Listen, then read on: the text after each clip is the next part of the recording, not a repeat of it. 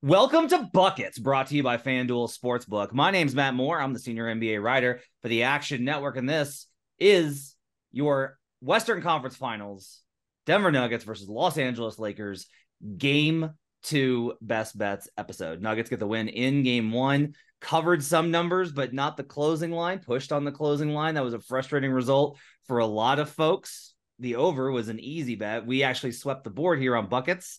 Yay us, but we're on to Game 2. To break it down, we've got Jay Money. You can find him on Twitter at JMoneyIsMoney. And Brandon Anderson, NBA futures analyst. You can find him on Twitter at WheatonBrando and in the Action Network app, which is the best place for you to track your picks. You get up to the second information where the bets and money are coming in. All of our pro indicators if you have a pro account. And if you're looking for an opportunity to get that, one, you can subscribe. But two, leave us a 5-star review. If you leave us a 5-star review on Apple Podcasts and you tell us why you love the show and who your favorite analyst is, whether it's Jay or Sean or Brandon or Joe or Jim or Jollies or Jimothy's or whatever, you might be selected to either get merch or a 1-year pro subscription for the Action Network app. I promise you will love it. So go ahead and hit us up with those 5-star reviews on Apple Podcasts. Fellas, the lines for this game after the Nuggets get the win in Game 1.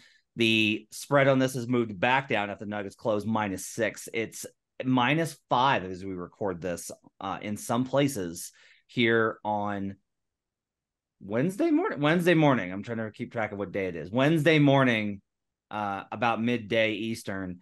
It's down. There's a 5.5 in the market. There's a 5. So the money's definitely coming in on the Lakers. No big surprise there with their second half comeback behind the brilliant tactical thing of doing the exact same thing that a lot of teams did, which is put a small on Nikola Jokic and bring weak side help. And they've solved Nikola Jokic. It's over. It's not over. This is going to be a long series.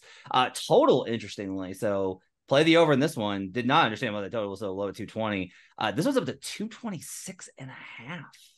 So 222.5, I believe, was a closing line for Game 1. Up 4 points now. Not surprising given that both teams shot the absolute shit out of the ball in Game 1. We'll go around the table. We'll give our best bets, and then we'll do the cap. Jay, let's start with you. We're going to go Jay, and then me, and then Brandon, and then Brandon's going to do the cap, and we'll go through. Jay, what's your best bet for Nuggets-Lakers Game 2? Personally took Lakers plus 5.5. I still like the +5 as well. Okay. I'm going to be on the under 226.5 in this one. I'm getting too cute. I'm just going to go ahead and let everybody know I'm getting too cute with this, but I'm going under, and I'll explain why in the cap. I'm also on Lakers plus 5.5. I will sprinkle money line, but it's going to be like a dusting. It's not like a dash. I'm not doing 2 shakes of the salt. I'm doing like when you put the salt in the hand and you do like a little tiny sprinkle. Yeah. That's how small it'd be on the money line for this one. I'm going to be on Austin Reeves under points and assists, and I'm going to be on Aaron Gordon under points and assists in this one as well. So definitely correlating plays. No way this goes badly for me. Brandon, what's your best bet for Game 2? Yeah, I'm only on props on this one. I'm a little baffled actually on sides and totals. We'll get to that, but I got 3 props. Give me Anthony Davis over 3.5 steals plus blocks, stocks, if you will. That's a -120. Give me Michael Porter Jr. over 6.5 rebounds at -112. And I'll talk about double-double as an escalator angle there. And then I'm not positive on this one yet, so stay tuned. Matt, you might talk me out of it, especially since it's literally against your play. Aaron Gordon over 2.5 assists. It's +118. And then I've got a few escalators at 4 assists, 5 assists. So I want to debate that one a little bit when we get there. But do you want me to get into the first few props here? Yeah, go ahead and hit his with the props. Yeah, so like Anthony Davis, obviously, shocker of shockers, did not handle Jokic one-on-one because nobody handles Jokic one-on-one. That's not exactly an insult. But Davis still made a massive, massive impact defensively. And even when he was handling Jokic one-on-one, still blocked him like 3 times, I think, right? So he had, I believe, 3 blocks, 2 steals in the game, or 3 steals, 2 blocks. I forget. I prefer to play the stocks combo together because you never really know these days what's like, oh, he was going up. It's a block. Oh, no, it's a steal. So play them together. Props get a little weird. He had 5 stocks. He had 5 once against Denver in season, 2 in the other game. For the playoffs, Anthony Davis is at 1.5 steals, 3.2 blocks a game. That's 4.7 stocks. This number should be probably higher. We're at 3.5. We're getting 4.7. Davis has gone over that number 10 out of 13 playoff games now. So 77% hit rate. And look, we saw, obviously, I'm sure we're going to talk about it. The big adjustment came late. As you said, Matt, Hachimura on him, Davis off of him on Aaron Gordon, getting to play the free safety role, if you will, getting to come and freelance and just create pain. We'll call it that. He's a pain creator. So I like the overstocks there. Michael Porter Jr. has been, for his career, an elite rebounder. His rebounding totals have not always gone that well. Shout out to my guy, Andy Glockner on Twitter. He and I had what we called the best bet in sports for a while, where Porter's rebounding, they were using him basically as Klay Thompson for a one stretch for a while, and his rebounding under was hitting over and over and over again. I loved what I saw from Michael Porter Jr. last night. He got the memo that, hey, guess what? If they start Schroeder, and they did, you're big, dude. You are a tall dude, and you got to play like a large man tonight. And Michael Porter Jr. played like a large man. He was rebounding well. He was using his size. Matt, you were on this before. You said if they put Austin Reeves on him, we're just going to shoot right over top of him. And that's exactly what he did. He hit the threes. He played big. And I think that he's going to keep needing to do that. So I like the over 6.5 rebounds here. Now, he had 10 in game one, so that was great.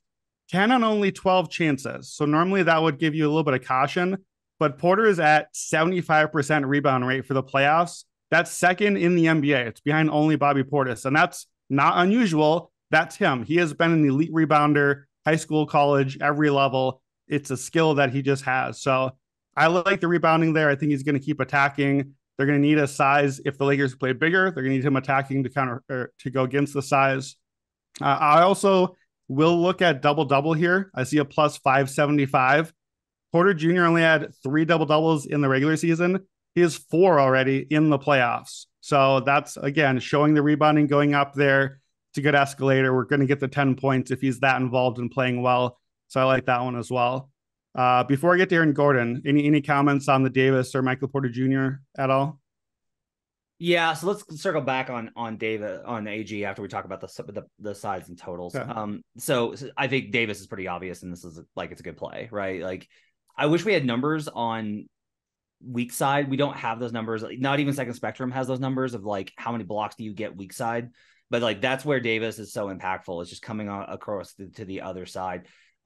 If Jokic has Rui in the post and he spins on him, AD is going to be there and he's going to block the shot.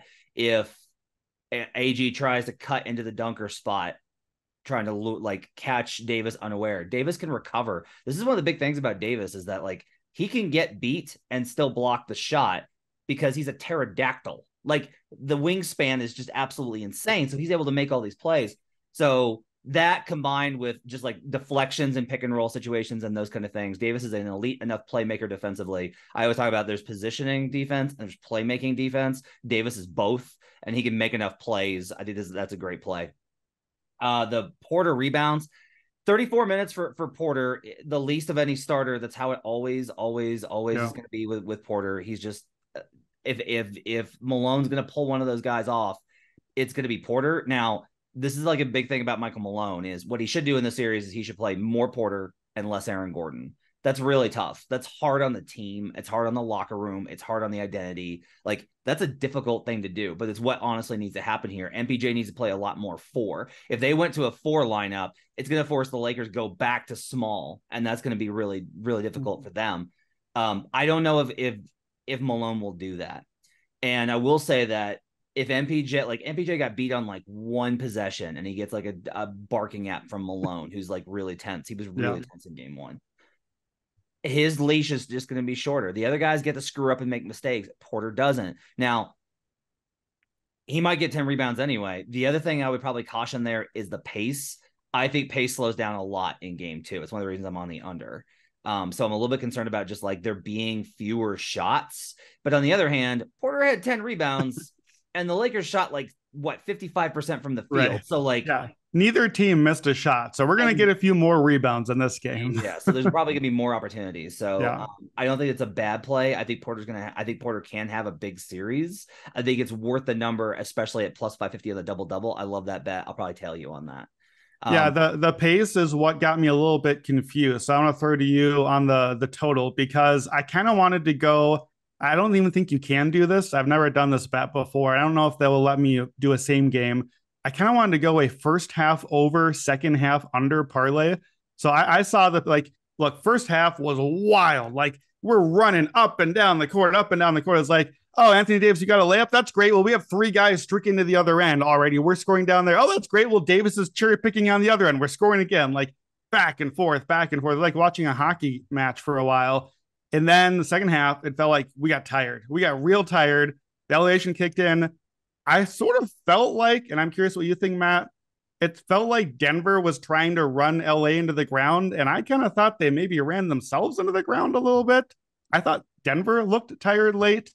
Now we're game 2, not extra days off in elevation. So I wondered if we might get the attacking early on and then the second half under, where it's just like, oh, we are done here. So what do you think on the pace thing, and why do you like the under here? So this is like the numbers are fascinating on this. Like the first half was 102, which is extremely fast. Anything above 100 is really fast, especially for Denver. Second half was 93. It was a 9 possession drop first half to second half for both teams. That's a wild swing. And I think we're going to see a lot more of that in game 2, which is one of the reasons I like the under, and it leads into the Lakers pick as well. You're right. My read on the game in part, and one of the reasons I think that the result is a little bit skewed in terms of people being like, oh, the Lakers figured them out. The Nuggets had so much adrenaline in that first half and killed them. And then they go up 18 and they're rolling. And there's like a little bit of a letdown at half. And you could tell they just kind of run out of it. That team's also sick. I got to credit the Nuggets here. Denver's not healthy. And I mean that like not from a banged up standpoint. They're sick. Jamal's got an ear infection. And he's in a loud arena. He drops 30. The rest of that team is also dealing with, like MPJ said, yeah, no, a lot of our guys are still sick. Like it's just going through the team. They're going to get healthier as the series goes on. So I think in the initial, I do think there'll be a letdown from the game 1. Both teams, I think, will be a little bit more tired in game 2. No, like Lakers had days of rest. The altitude adjustment isn't going to be significant enough. Like it's still, you don't, as somebody that lives here, you don't just like get adjusted in a day. Like it stays with you for a few days when you play, especially with the level that these guys are playing at. So I think both teams will be tired in game 2, which is one of the reasons I like the under. I'll talk a little bit more about the tactical stuff in a second. I want to go to Jay. Jay, let's use this to kind of talk about your pick. What kind of game do you see this being like as we talk about the pace and all these types of things? And why do you like the Lakers plus 5.5? I do see it being a little bit of a slower paced game. I mean, game 1 absolutely flew over the total. I mean, you said it. I think both teams are getting a lot of easy baskets inside, which I still think the Lakers can get those baskets inside, but I think it's going to be a little bit harder for the Nuggets, right? I think they might have to go to starting Hachimura. I mean, you need him on the floor ASAP. You don't want to get Jokic into a rhythm first and then put him on there. So credit to Darvin Ham for making that in-game adjustment. I didn't think he had it in him. I thought it was going to be game to game. He's been one of the best in-game adjusters as a rookie head coach. I really give him a lot of credit there because I really feel like he kind of, Jokic feel like he was a little bit rattled a little bit. He didn't really know what to do, right? Obviously, he's a great passer, but when he stopped scoring as easy, that's when the Lakers made their run. I mean, if LeBron makes that 3, Lakers could have possibly took game 1. So they really showed me something coming back from down 21 in that one. Obviously, the Nuggets got a little fat and sassy, whatever, but a lot of that was on the Lakers. Like, all right, guys, let's go and play here. So when they got it down to 3 points, and obviously made everybody want with the spread sweat there, that tells me, I said the Lakers may have kind of figured out something. We hadn't even seen Vanderbilt yet. I think that Vanderbilt should be on Jamal Murray. He can't be going for 31 and Jokic having a game that he has. If Murray doesn't go for 31 there, Lakers definitely win that game. So obviously they still have some lineups to figure out because I know Shooter is the shooter out there, right? Vanderbilt, if he comes in, it's all defense and no offense. But personally, I think they need the defense. Either it's because you can put him on Jokic, you can put him on Michael Porter Jr., or you can put him on Murray as well. So we still hadn't seen the X factor, in my opinion, in Jared Vanderbilt, who I believe he used to play for the Nuggets as well. But give me Nuggets here. Give me the Lakers here plus the 5.5. Honestly, a perfect situation would be them losing the game game by around 2 or 3 points, keeping it close, covering the spread, that where I can really go in on them on game 3. But yeah, I do like the Lakers here to keep it close. I don't think they'll get into that big of a deficit. Play Hachimura a little bit sooner in this one, and I do think they'll be at least a little bit more acclimated to the altitude there. So I will take the points with the Lakers in this one. If they do happen to lose, I can tell you right now, I'm all over them in game 3. Yeah, I think win or lose, I'm gonna hammer Lakers game 3. I'm gonna hammer like alts. I'm gonna pull a Brandon in game 3, and we're going like because the power rating is gonna have to be low. Like it has to be low. Because like think about like Phoenix was like plus 2.5 in game 1 versus the Nuggets, right? And they got stomped, and then the market starts adjusting. The Lakers here already being a 6-point dog to close in game 1. Like there's a very like the Lakers will be favored, but it's not going to be by a significant margin. This is the number 1 team in the Western Conference. And especially if they win game 2, you're right. Like if it's 2-0, they will have to go ahead and give the Nuggets like a level of credit in the power rating that's going to indicate. Now we've seen some wild swings home court to away, right? Like Celtics are sitting at like 10, which is a wild swing. Even if we go to like an 11-point swing, though, we're still only talking like Lakers -5, which would be, it won't be that much. It'll be like Lakers -2, make it Lakers -2.5, -3. There'll be room for alts in game 3, but we'll talk about that when we get there. The Rui adjustment. So you're right. I think there was already a report this morning that the Lakers are concerned that they will lose D'Angelo Russell, essentially. Like he will check out on them if they don't start him. This is who D'Lo is. Like, yeah. It's fine. Like, it's okay. There's Rui's not the only, or D'Lo's not the only guy like this. That's fine. Like, players care about their careers. They're prideful. Okay. But like, that's a thing that's significant here because one of the advantages, the way I've started kind of framing the series, the Nuggets can do more with their 8 guys, but the Lakers have more than 8 guys that they can use. So like they can mix and match and throw guys. Like if you bench Schroeder, Dennis is going to be like, fine, but he'll deal with it and it's okay. The only 2 guys that have to play, the only 2 guys are Anthony Davis and LeBron, right? But if D'Lo's a problem, you're probably going to at least start him. Maybe you pull him early. Maybe that's what they do is like D'Lo plays the first 3 minutes and they do a quick sub. I kind of wonder if one of the things that they're going to do is actually bring Reeves off the bench and start Rui there. Because Reeves had a really great offensive game. And one of the reasons I'm on his under is because I don't think that Reeves can replicate that performance in game 2. The Nuggets will cover the actions that he got loose on. This is not about Reeves not being good. It's that the Nuggets will cover their actions and switch a little bit more to make sure that he's defended. They dared Reeves to beat them, and he almost did. He shot 5 of 8 from 3-point range. Reeves is okay. Like, good shooter. 5 of 8's a little bit much, right? So, like, I think that's going to go way down. He had 8 assists. That's a very high mark for him. Like, all of these kind of things, I think there will be a bounce back and Reeves won't have as good of a game. The other thing is that I do think that they can move Reeves out and put those guys at 3 and then play Rui and LeBron and AD and keep with that scheme. The conversation this morning, I will tell you that the Lakers game 1 plan was not great for their series chances. If you're like, ooh, they found something, the Lakers are going to win. They threw the kitchen sink out in this game. Like, they went to, we are literally benching our starting point guard. We are changing our defensive scheme and moving our best defender off of Jokic. And it worked, and you still lost. That's concerning. If they won, it would have been like, yeah, no, we made the adjustments. We stole game 1. Now they got to come back and try and regain control of the series by winning on our home floor, right? But they lost, and that's significant. They'll carry over a lot of what they did, but Denver's got 2 days now. It's not that they have there's 2 things here. Denver's got 2 days to adjust to what they showed with Rui guarding Nikola, okay? And there's a lot of talk on Twitter of like, Jokic is going to figure this out. I will tell you, the problem is not Joker figuring it out. The problem is trying to figure out Aaron Gordon. Because if they can figure out ways to get Aaron Gordon moving, going, etc., to where they can actually apply enough pressure to force them to get out of that scheme because they're getting killed by it, whether it's Gordon screening effectively or Gordon making what Brandon's banking on, which is assists, they can really put the pressure, they can counter adjust back on them. I don't know if the Nuggets can do that. It's not that I think that they can't. I don't know if they can.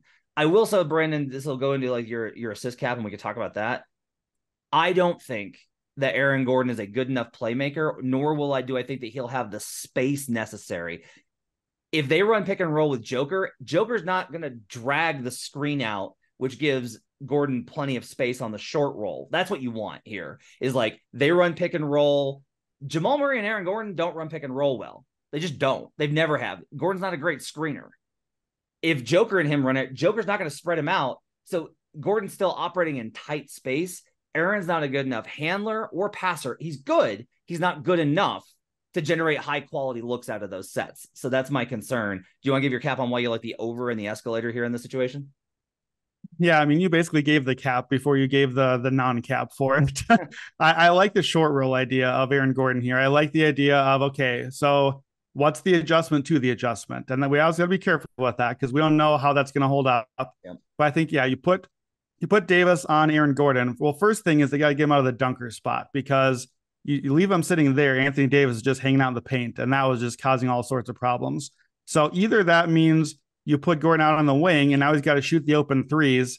I'm not really sure Denver loves that option, to be honest. I'm not sure that's a good outcome. So I like the idea of bringing him in, using him as a screener, and he's a guy. And look, there's only one Draymond Green, but Aaron Gordon, playmaking style, defensive style, body build, is one of the guys in the league. It's about as close as you get to a Draymond type, and using him in that short roll sort of way.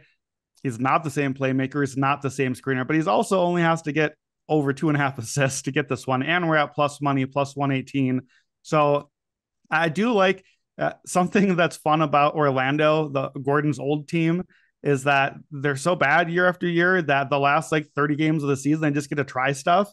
Well, there was a whole year I was playing a lot of Aaron Gordon assist overs for a while because they're just like, hey, point Gordon. Why don't you just do some passing for a while? Let's see that. And like that sort of stuff does pay off later in a guy's career. And I feel like getting those extra chances to handle a little bit, create a little bit, I think could help.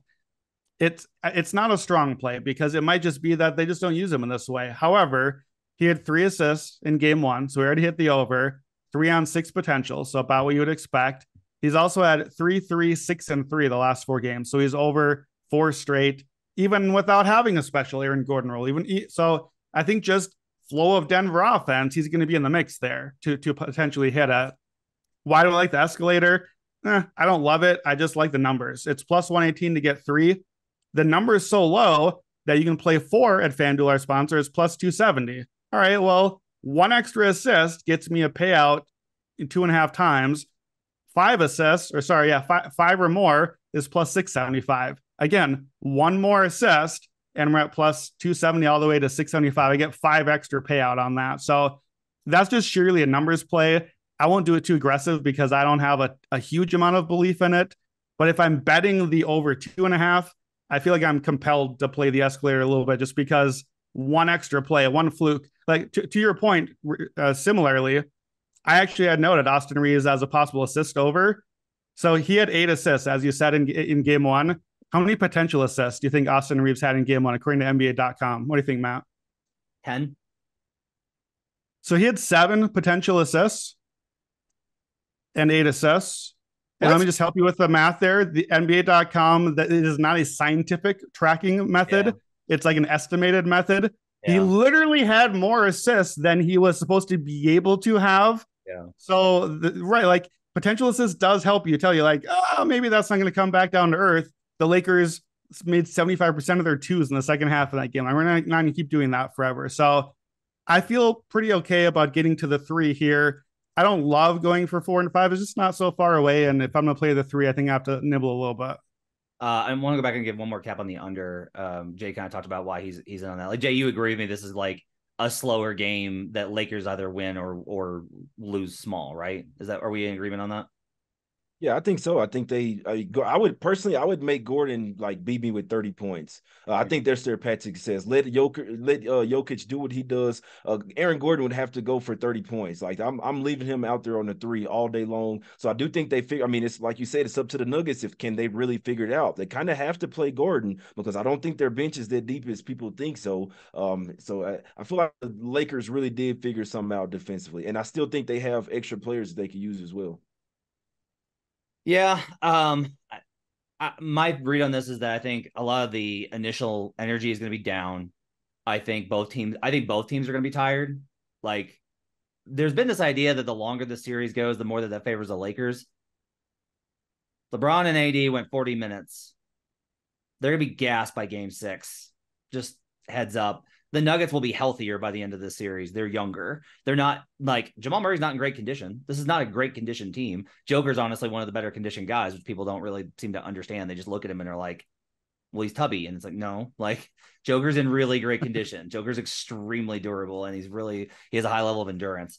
And one thing too, Matt, I noticed is that Murray, Porter, all the other starters not named Jokic played 34 to 37 minutes. Yeah. So we all saw what happened in game 1. Joker went out and they got killed in those minutes. But the trade-off is you get a better version of your guys for the minutes you do play them in game 1, and then more as the series goes on. I totally agree. Longer it goes, the more it favors Denver. Denver's defense was talked about like it was really terrible last night. I don't know that it was. Like AD hit a 3 and Austin Reeves hit 5 of 8 and they did it like they hit a bunch of jump shots. If the Lakers are beating you with jump shots, okay. Davis hit the floaters because he's awesome. Like he played great, scored 40, right?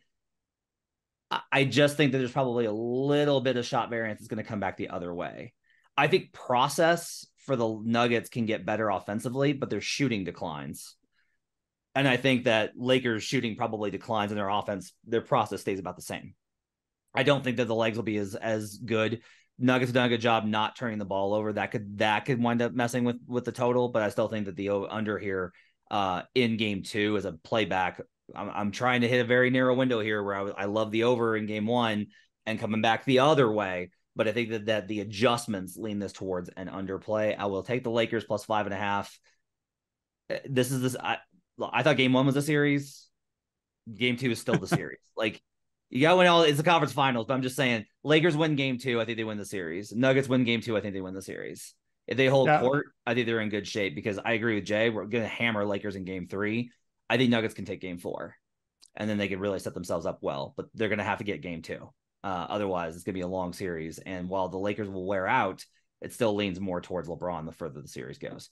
All right, that's your game 2 cap. My thanks to Jay for joining us. We're going to hit the lottery here with Brandon in just a second to get some betting angles on that. But my thanks to Jay Money. You can follow him on Twitter at JMoneyIsMoney. Jay, thanks so much. All right, the NBA draft lottery was Tuesday night, and the San Antonio Spurs. Wembanyama's going to San Antonio. It's a very old reference. I'm old. So I didn't get that one, man. I didn't follow. It's fine. Well, I'm also from Arkansas, so it's a country song. All right, so the Spurs get another generational big man, which good for them. I'm very happy with the result. I wrote about this on Action Network, not about me being happy, but about how this was like the big winner of the lottery was Victor Wembanyama. He winds up with the best situation for him. He could have gone to disastrous situations in other places, and instead he goes to an organization that I really trust to do what's best for him, his body, his game, his development, and build a winner around him. San Antonio was terrible this year, and you could say like, well, San Antonio has the least talent of any of those other teams. Maybe, but I trust their ability to add talent in subsequent years, especially with all the picks that they have. The lottery order is really fascinating. You have put some plays in. We're going to be, I think, at a little look. I am not solid on this. We're at a small disagreement right now, but like I'm going to check in with people and they may completely agree with you. Like I haven't done all the intel work. I don't usually start doing that. I let people like recover from the lottery and things start to percolate before I get into stuff. What do you think is a good betting value right now with where the NBA draft markets are at? Yeah, by the way, Spurs now, if I have it right, I think the Spurs have been in the NBA draft lottery 6 times ever as a franchise, which that number alone is ridiculous. Yeah. Like the Spurs just aren't in it because they're always in the playoffs. But if I'm right, 6 times, do you know how many times they have moved up in the lottery? The thing that my Timberwolves have never done ever in the history of the franchise? How many? 5. 5 out of 6 times the Spurs have moved up. It's not fair. Why? Why is it happening? So you and I talked before the lottery and again afterward about fit versus drafting for talent at the top. And I think if you're number one, like if there are surefire stud star talents, you just take the talent. Like you're picking at the top for a reason almost always. And the NBA is about stars. I fully agree with that. It feels like so some of the names in play for after Wembanyama. That's just done, right? Yeah. They talked about it live with Wendy in Paris, like, how are you gonna like living in San Antonio? Here's Zillow with a few homes we found for you. Like, it's done. He's there. Scoot Henderson, who played in the G League this year as a point guard, before the season started for these guys, Scoot was a possibility for number one. Not much of one, but we talked about it. I was like, well, could he get some buzz? Could he get closer? It's not happening. He's not going number one. Yep. Brandon Miller, the guy from Alabama, wing shooter, great outside shot, 6'9", good size, sort of guy that any NBA team wants on their team. That's the guy that's starting to get some buzz, and I guess buzz for Hornets because yay. So the Charlotte Hornets don't have a lot to build on. The one thing they have to build on is LaMelo Ball, their point guard. So how do you add Scoot Henderson, a 6'2" point guard, not a shooter, not a guy that you want playing off the ball? What do you do with him and LaMelo as like your two main building blocks? Your response, I think, is going to be maybe trade LaMelo and just try Scoot and go there. Would have been a lot more fun for Charlotte if they got Wembanyama. That would have been fun. LaMelo and Wemby is like old NBA Jam team or something. So I wondered going into the draft, some of these teams, Portland was another one. They're at 3. It didn't seem like there were a lot of good Scoot Henderson fits. And during the G League season, he didn't have a great season during the year. And maybe that will all just go away and he will perform well in workouts and he'll look good and he'll hit some jumpers in empty gym and just be the easy number 2 pick again. My personal evaluation is I would have Scoot clearly ahead of Brandon Miller. It just feels like the buzz has not been there. So I wondered, would Miller go to the number 2 pick? He was plus 160 before yesterday. Now after the lottery, he's down to plus 100. So the buzz is already moving that way. And the pick that I like besides that plus 160 is what if Scoot starts to fall? And before the lottery available was Scoot at number 4, 50-1, Scoot at number 5, 75-1. Because if you got one is locked in, 2 or 3 is Miller, all it takes is one other team or one other player that people fall in love with. And now Scoot tumbles a little bit into that 4 or 5 range. Scoot to Houston at number 4 would be like a dream pick for them. And is the guy that they think they would really want. So that's kind of my thinking on it. We should talk about the Portland thing as well that I wrote about, but what do you think about the whole Scoot, Miller, all of that? All right. So here's my read on it. And this is like, again, I want to be very cautious with this. This is my early read on it, and it can definitely change. I may come back when we do another draft episode, and I just be like, look, I've asked around, and yeah, it's gonna be Miller. Like Miller's the guy or whatever. One person told me a couple months ago, they're like, Scoot Henderson's gonna kill all the workouts. He's gonna kill all the workouts. He's gonna look awesome in person. And like teams will tell you like, well, we don't pay too much attention to the workouts. That's a lie. Like those in-person things are huge. Not only because of the workout, it's the interview. Like you get a sense for like, I really like this kid as a person because so much of it is about that. Now, like Brandon Miller can do the absolute same, despite the situation that happened at Alabama, which he was never implicated in, like he was never charged with anything. He was like completely cleared. It was an ugly situation, horrible situation. But like, there's no indication that Miller is like there's no like character issues, quote unquote, which is always a really loaded, coded term. One thing I think is possible. So like Mitch Kupchak has already come out and said like, well, we're in a position to take fit here. Already, like a couple of Hornets people are like, this is a smokescreen. Yeah. Also, no, you're not. You're the Hornets. You've been irrelevant for forever. This is my thing, is I'm just like, I don't know. Scoot Henderson might be better than LaMelo Ball. Like it just might be a thing. But I will tell you, these picks are not so valuable that these teams will keep them and not trade them. If you're the Hornets and somebody's like, we really want Scoot, like say the Rockets are like, we really want Scoot, and we'll give you X plus Y, and you move down 2 spots and you get Scoot. And the Hornets are like, so we can still get the guy that we want. Cause like, let's say that they want Amen Thompson, right? Sure.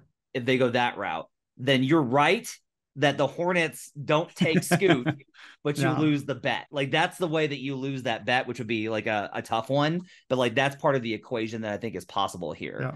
Yeah. To me, that seems more likely than the Hornets literally going, well, we think Scoot's the best player, but we're going to take Brandon Miller because it's a better fit for us with the number 2 overall pick.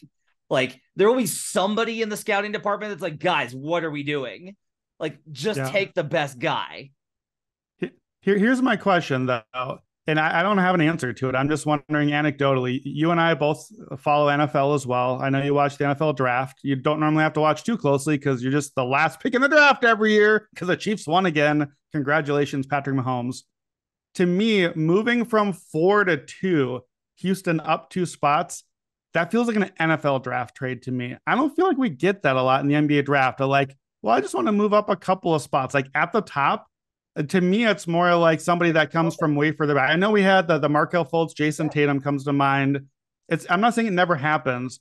It would be totally like, I would expect that. We would see mock drafts right now if this were the NFL draft of, well, Houston needs him. They'll just move up to, they have a billion draft picks, like done and done, easy choice. It feels more NFL than NBA draft to me anecdotally, but am I just overthinking that? I think that this is a unique situation, especially with the Hornets, especially with I think that there's a lot of pressure for them to improve on multiple levels, including the team is looking at sale and they want to improve right now. So if somebody calls and is like, hey, we'll give you a veteran and a top 10 pick, like Jordan might go for it. Like it just might. I'm just I'm not ruling out. Like, I don't trust the Hornets to be like, because even this comment from Kupchak is indicative here, where it's like the Hornets should be like, no, we got to get the best player. Look at us. Like we have to get a franchise. We have to get somebody to build around alongside LaMelo. You can say alongside LaMelo, but you really just need somebody to build around. Real quickly, what's your read on the Portland situation? Yeah, so it's tied to the other part because it's tied to the idea of Miller going to Charlotte and then Scoot Henderson falling to Portland in that scenario. By the way, Jonathan Givony at ESPN does have Miller to Charlotte in his initial mock draft. You can decide if that's good for that stock or not. If Scoot's available at number 3, then I think Portland becomes the really interesting team for the summer. And you can read my article at Action Network about it, because now you have either, hey, Scoot Henderson added to Shaedon Sharpe, added to Anthony Simons.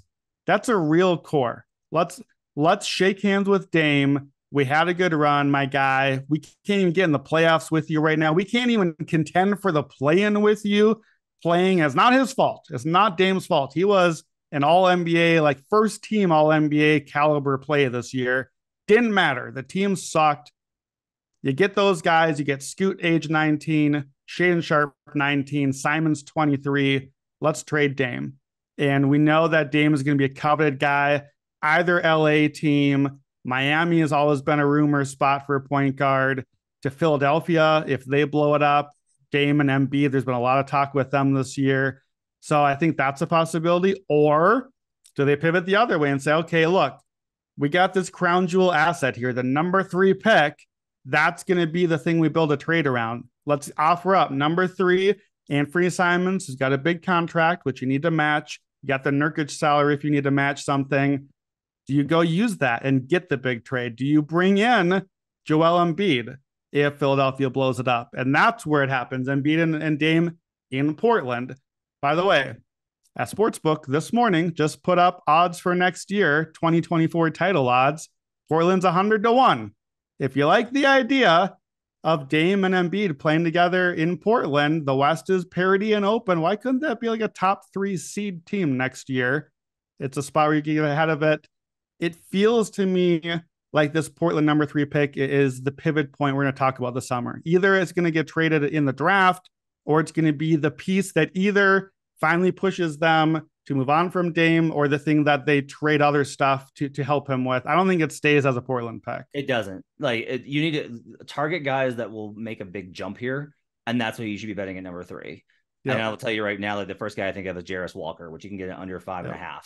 I think teams are really high on him. It's either going to be him or maybe Cam Whitmore are the 2 guys I think that teams are like, maybe Anthony Black are the 3 guys I can see teams like being like, we really want that guy. Let's move up and grab him. We'll have more coverage on the NBA draft in the coming weeks before the draft. It's a great market to talk about. We'll get on Luke Swain, all that. We'll back tomorrow with Best Bets episodes for Celtics Heat Game 2. Thanks for joining us. Catch Brandon on Twitter at Wheaton Brando. My thanks, David Payne, our producer. We'll see you guys again next time. Until then, let's get buckets.